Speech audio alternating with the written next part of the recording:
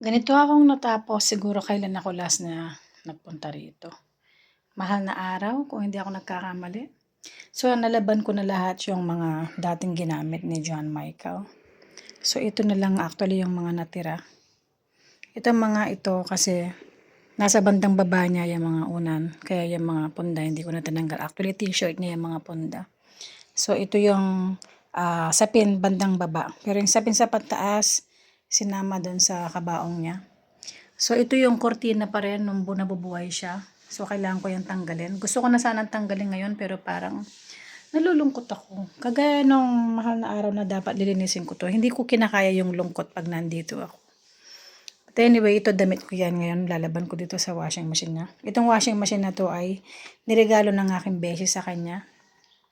Actually, ito ay inutang dapat ni Joshua Vincent sa beshi ko. Hindi siya nakabayad kahit isang beses. So, na full payment na ng beshi ko, niregalo na lang niya kay John Michael. Yan.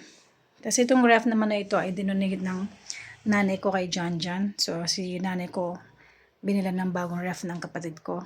So, ito, may ano nasa baba, may yung body niya. Yan, no? Pero ang lakas niyang magyelo. Imagine magmula nung nabubuhay si John John noong December, ayan, oh. Hindi ko pa yan nalilis. Grabe yung yelo niya, oh. At ito rin yung mga pagkain sa panahon ni John John. Mga karne. So, dito na yung, ito yung mga natira dito sa mga, hindi ko na talaga kinayang linisin ito dati kasi hindi ko kinakaya yung lungkot ko. Yan. Ito yung mga natira. So, kailangan kong ayusin ito. At ito yung kanyang mga pingganan. Ayan, no? Ito yung mga pingganan niya. Yan, may mga pangalan pa yan sa loob, no? So, kailangan ko itong linisin pagdating ng December 15. Ito, ibabalik ko to kay Alona dahil kay Joshua Vincent Canlas to.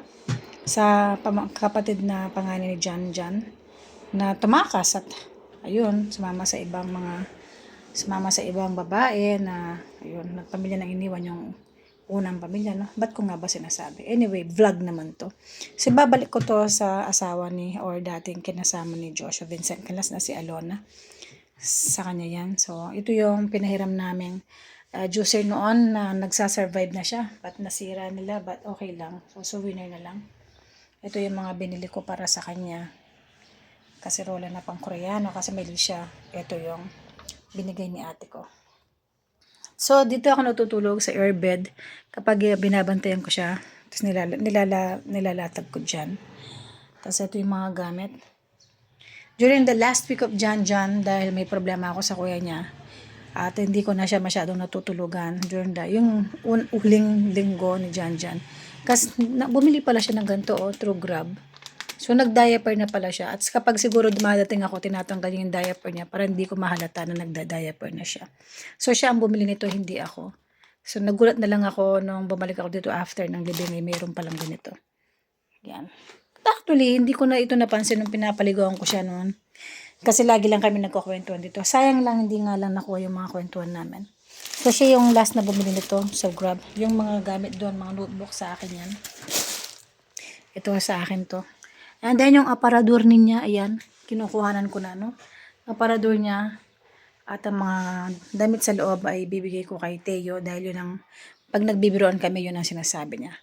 And then yung kortina na yun, babalik ko sa nanay ko. Ito yung kortina na binili ng kapatid ko na kailangan namin ng blackout curtains kasi ayaw na dyan ng maliwanag. Ayun. At yan, saan ba? Sa kusina niya. Ito yung stove na binili ko para sa kanya. At ito yung sa amin ito. Sa apartment ko to, itong stove. At yung kawali doon na pang sanji sa abeshi ko yan. Itong mga galon ng tubig sa akin yan sa apartment ko. Yan. And the rest yan, mga yan, binili ko para sa kanya. At yan. Itong actually tirahan niya ay pinagawa ko para kay John Michael. Yan. So itong palayok niya, binili ko yan para sa kanya, sa mga herbal niya. At yun po. Actually, binilan pa ng juicer pero hindi na talaga inabot ng juicer. Binili ko din siya ng air purifier. Ewan ko ba't tinatanggal na niya.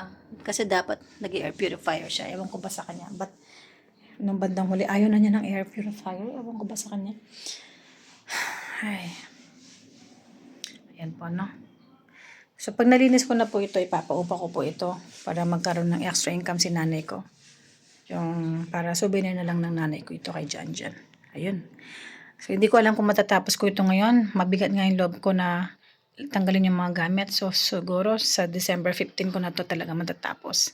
So, pamimigay na itong kama, yung ref. Yan. And then, yung rice cooker niya. Nasaan ba yung rice cooker? Yung rice cooker niya, ibibigay ko dun sa kapatid ko kay Francis.